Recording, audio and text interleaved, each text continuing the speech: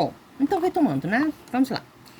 Então eu tenho aqui, tá? Exemplo, né, do Bakhtin, que ele realiza uma colocação importante no que se refere às pausas, tá? Entre os enunciados não evidentemente de natureza gramatical e sim real, essas pausas reais, eu vou subindo aqui para poder ir pegando a página, tá? Psicológicas ou suscitadas por essas ou aquelas circunstâncias externas. Aqui eu coloquei gêneros ficcionais aqui, porque eu vou depois fazer um parênteses, né, de colocações a respeito de gêneros, tá? Bom, o Michel Bakhtin, ele coloca, então, gêneros do discurso, ele realiza esse estudo e o Michel Bakhtin, ele desfaz, tá? Ele desfaz, tá? Então, assim, ó, ele desfaz, o que ele desfaz? A compreensão de gênero de discurso, tá? Essa compreensão aqui, como, aí eu tenho aqui essas duas questões aqui.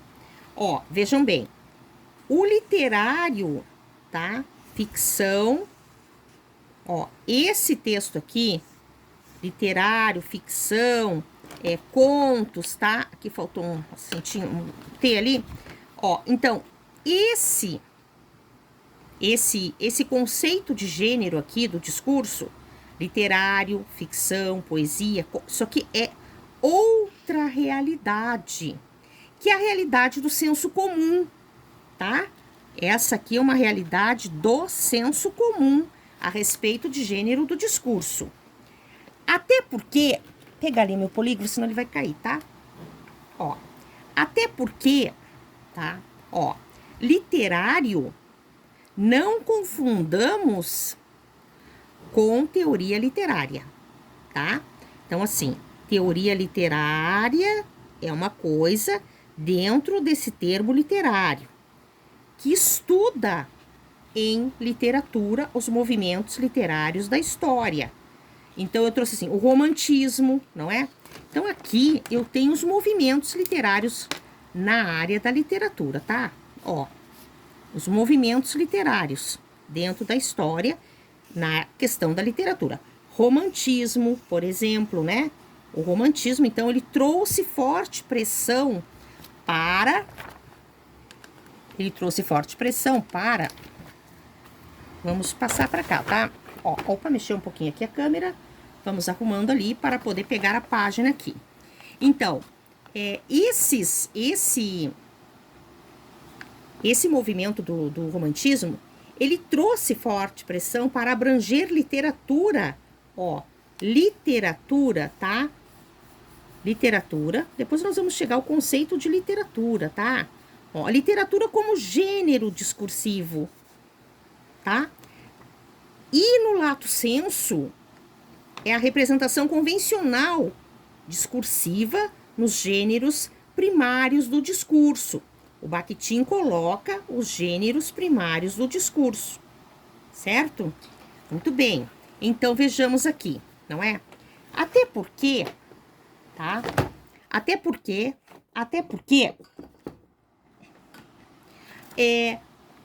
só um pouquinho que mexeu ali a câmera, eu tive que arrumar ali o ventilador um pouquinho, tá? Até porque candidatos que vão realizar um texto, o candidato, ele vai escrever seu texto, ele não entra como artista. Então, assim, ó, aqui, tá? O candidata, ou candidato, né? A pessoa aqui que vai escrever o seu texto, ela não entra, tá? Como artista, escritor. Não existe isso aqui, não, tá? Até para a pessoa poder se sentir muito mais, assim, à vontade de escrever o seu texto, porque ele não é um texto com esse enfoque tão fechado ali, tá? O sujeito escritor, ó, não, eu coloquei, ó, não. O sujeito escritor, falante que vai escrever o seu texto para uma redação de vestibular, ele vai escrevê-lo como sujeito agente da sociedade em que está inserido. Princípio da autonomia, não é? Trabalha o princípio da autonomia, tá? Vou pegar aqui um pouquinho aqui. para poder buscar ali a minha parte, tá? Princípio da autonomia, princípio da diversidade de leituras realizadas, que possibilita a este estudante a manifestar seu pensamento organizado pela língua escrita com coerência e coesão textual, certo? Muito bem. Então, vejamos assim. Olhem só. Então, eu teria que dividir esse trabalho aqui, mas eu não vou dividi-lo, tá? Eu vou deixar todo ele num vídeo só. Então, as pausas reais, psicológicas ou suscitadas por essa ou aquelas circunstâncias externas, podem prejudicar ou elevar a argumentação. Elas podem prejudicar ou elevar a argumentação. O que eu, professora Marta Medeiros Ventura, estou falando? Eu estou falando sobre o quê? Pontuação, tá? Pontuação. Pontuação se estuda com análise sintática e coordenação da frase verbal, que é, no caso aqui, a oração. Então, pontuação não se estuda sozinha, ela se estuda dentro de uma análise textual ou frasal, né, no caso da frase. Ela se estuda com análise sintática, coordenação da frase verbal. Exemplos. Bom, agora então eu vou retomar só aqui a questão do Bakhtin aqui. O que ele coloca então aqui para onde eu marquei aqui, tá? Que eu cheguei em pontuação ali, ó. Então tá, então eu parei a leitura do texto, né? Eu parei a leitura do texto, tá? Lá em conjunções. Tirar um pouquinho ali até, para deixar mais para cá para baixo, pra gente poder ficar mais limpinho ali, tá? O trabalho. Então, eu parei aqui as pausas de toda a espécie, como manifestações gramaticais calculadas e assimiladas, só são possíveis dentro do discurso de um falante, isto é, dentro de um enunciado que foi mencionado aqui, que eu citei como exemplo a frase. As pausas entre os enunciados não são, evidentemente, de natureza gramatical, somente, tá? Ó, aqui, ó, elas não são somente de natureza gramatical, que eu vou usar as conjunções, né? Os marcadores temporais de adverbiais, e sim real. Essas pausas, aí o que eu coloquei aqui? Ó, coloquei assim, ó, pontuação. Por quê? Porque eu adaptei esse texto para o nosso trabalho. Entenderam? Por isso que eu realizei muitas leituras universitárias no ensino fundamental. Sim, eu realizei leituras nos meus textos. Por quê? Porque eu vou trabalhar o conteúdo para a aula que eu estou realizando. Então, eu adaptei esse conteúdo para este trabalho aqui, tá? Então, o que eu resgato aqui? Eu resgato a pontuação, tá? Como sendo uma pausa real. E é mesmo, vocês lembram? Ah, vamos ler o texto. Aí a pessoa começa lá lendo o texto. Pausa, respira, continua, tá? Então, eu coloquei a pontuação. Então, eu adaptei esse texto aqui dos gêneros, tá? Do discurso do Michel Bakhtin, né? Tá? Do Michel Bakhtin. Eu adaptei esse texto aqui para a nossa aula de hoje, tá? Então, a nossa aula de hoje, 4 de março de 2026. Porque esse trabalho é um trabalho a longo prazo. Então, ele não pode ser um trabalho, por exemplo, assim, corrido, mal escrito, mal elaborado, mal explicado. Não. Por quê? Porque eu estou adaptando um conteúdo novo para esse trabalho aqui. Pontuação. As pausas reais psicológicas ou suscitadas por essas ou aquelas circunstâncias externas podem destruir também um enunciado nos gêneros ficcionais secundários, né? E aí, então, eu tenho vários tipos de textos aqui, tá? Bom, então, o que eu vou trabalhar aqui? Bom, eu vou deixar para colocar, eu vou dar uma olhadinha aqui, ver se ficou muito longo aqui, tá? Bom, eu vou somente mencionar duas aqui para não cortar a informação, certo?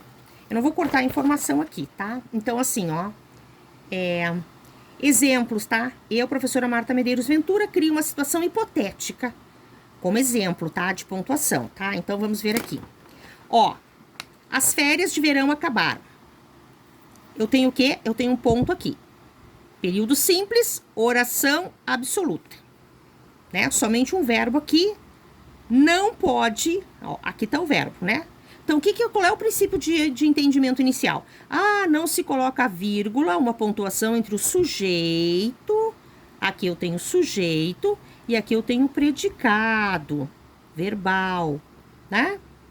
Então, não se separa o predicado do sujeito com uma vírgula. Bem, agora vejam bem, tá? Eu vou só concluir aqui para não ficar sem o exemplo que é o mais significativo. Ontem acabaram minhas férias. Então, aqui eu tenho o quê? Eu tenho um ponto, ó. Aqui eu tenho ponto, tá? Eu tenho ponto aqui. Vejamos, mas eu tenho uma vírgula aqui. Por que entrou essa vírgula aqui? Porque eu tenho aqui um marcador temporal, tá? Temporal. Que é o quê? Um advérbio de tempo. Bom, ontem acabaram minhas férias. Então, esta frase aqui, ela não está na ordem direta. Ela está na ordem inversa. Por quê? Vejam bem, ó, o sujeito ficou aqui no final, né? Aqui eu tenho o sujeito da oração e aqui ficou o predicado da oração, predicado verbal. Vejam aqui a diferença, tá? Ó, aqui não tem vírgula nenhuma não, tá? Aqui é só isso aqui que eu fiz aqui. Ontem acabaram minhas férias. Então, por que eu coloquei a vírgula aqui? Porque esse termo aqui, nós costumamos dizer que ele está deslocado. Qual é a ordem direta da oração? Sujeito, verbo, complemento, né? Ó, sujeito, verbo, complemento. Complemento verbal mais advérbio. Essa é a ordem direta da oração na língua portuguesa, tá? Ó, vou botar aqui. Ordem direta da oração. Mexe ali um pouquinho a câmera, tá? Que é a frase, sempre repetindo oração como frase verbal, tá? Bem, então essa aqui é a ordem direta.